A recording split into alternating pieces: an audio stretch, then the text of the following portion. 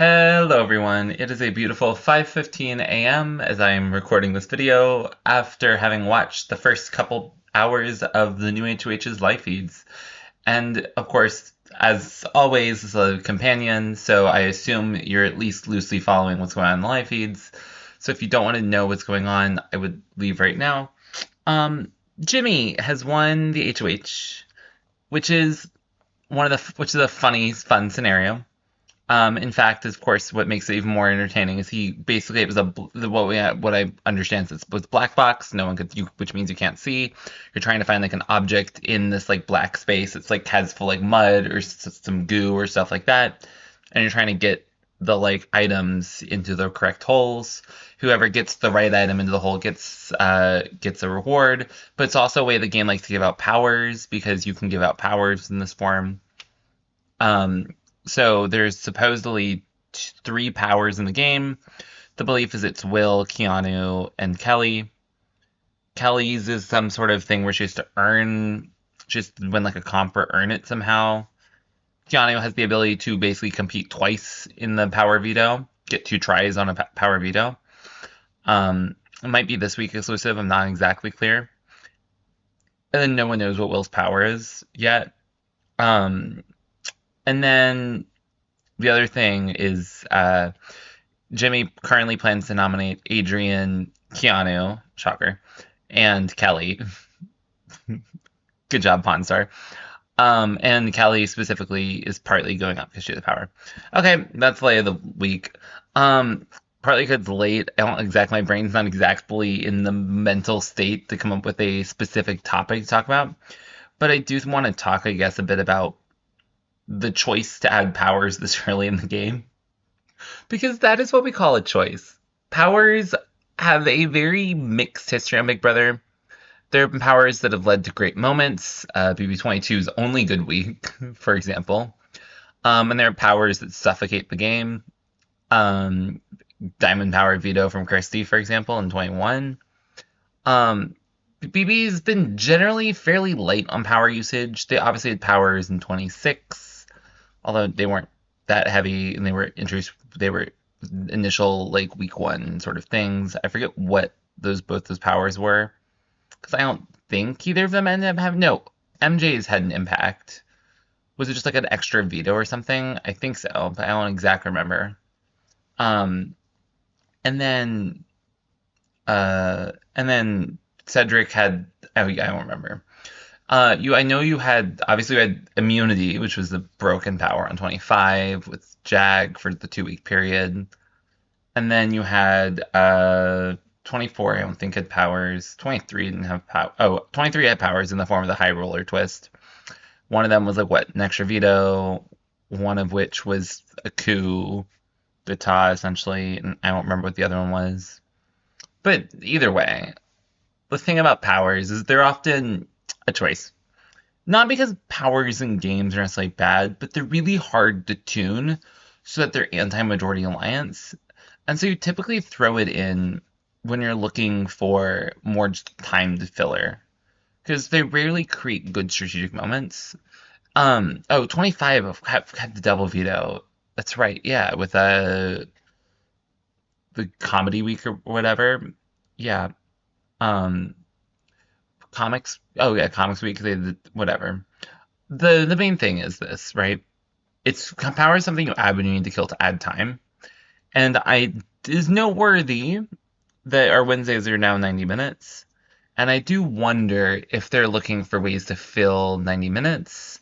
And so they're adding these powers, which I don't love. I think they deliberately had real gameplay problems when they were trying to basically force a comp into Sunday every week, which meant that you either had to not do a live HOH, or you had to do a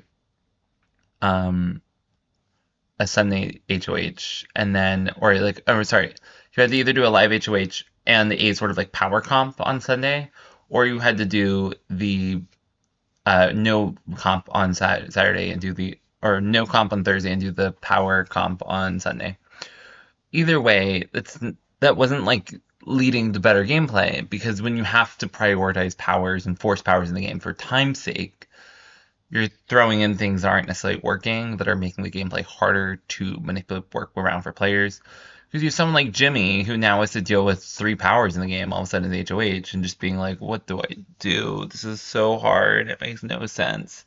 And now you're going to have a situation where Jimmy, who should be in a good place with this HOH, where he can just pick a consensus target and then build a power structure, which I think is what he wants to do, which is fantastic for him. I mean, it's the Xavier approach in season with week 3. It's the Derek approach in week 3 of 16.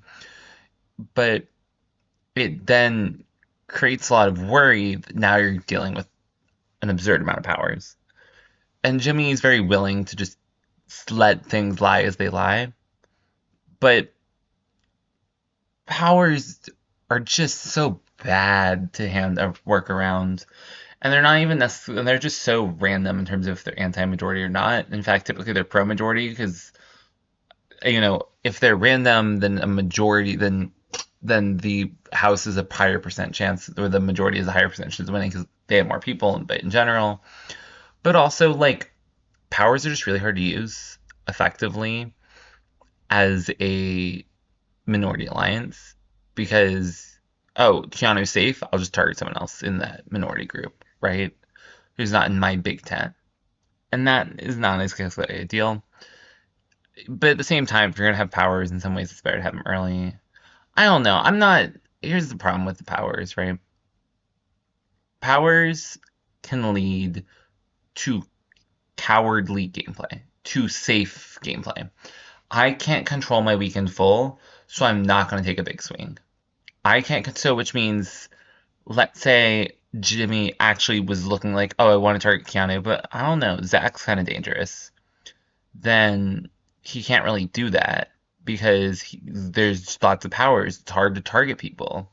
So you go with an easy option. Even then, it's going to be hard to take the easy option without being a mess, which is not ideal at all. I love my video being in my glasses. It's so fun. But so that's the overall week. I'm not obsessed. This video is short in part because I am tired and my brain is only operating on half, but I wanted to make sure this was at least recorded before I went to bed. I'll leave sort of with one last thought, which is that I was blown away by Zach. Zach is a very dangerous player right now. The sort of prevailing theory of the alliance structure has basically been that the heavy hitters were just non-existent. Well, Zach went out of his way to make sure that was still a thing, or that was a thing heading into this week, as the first major strategy talk Jimmy has with like a group, that at least is what we could see on feeds, was with Zach, which to me is very telling, or includes Zach in the conversation, right? Because no one is coming for Zach. Like, no one. He has a power to keep him safe an extra week. And he's so well positioned. He has a potential showman's brewing, which I do think will probably happen at some point down the road. And showmans are dangerous as hell in the game. And he is like well positioned as like a really good floater in the house, even though he hates floaters in quotes. So I'm just really, really impressed by him. And I would be terrified. I think he's locked for jury. And I think he's probably locked for endgame. Unless he starts like going off the rails or something, I have a hard time seeing the path that leads to him getting targeted right now, which is a dangerous thing to have in the house early. Obviously, in some ways, Rachel should be endgame statistically, but it's it's hard to tell. But if it's true that Rachel and Zach are both Rachel statistically locked and Zach seems positionally locked, that is a very, very, very dangerous situation to be in. Because the difference is, like, it's not like Zach seems like he's playing both sides. Like, there's not, like, a lot of proof to show it, but it's very clear he's playing both sides. And, like, dang, he's good, right? He's very good. On that note, I'm kind of surprised they made it 10 minutes. Thank you guys so much for watching. I will have more interesting things to talk about tomorrow. Tonight, I just want to make sure I got this done.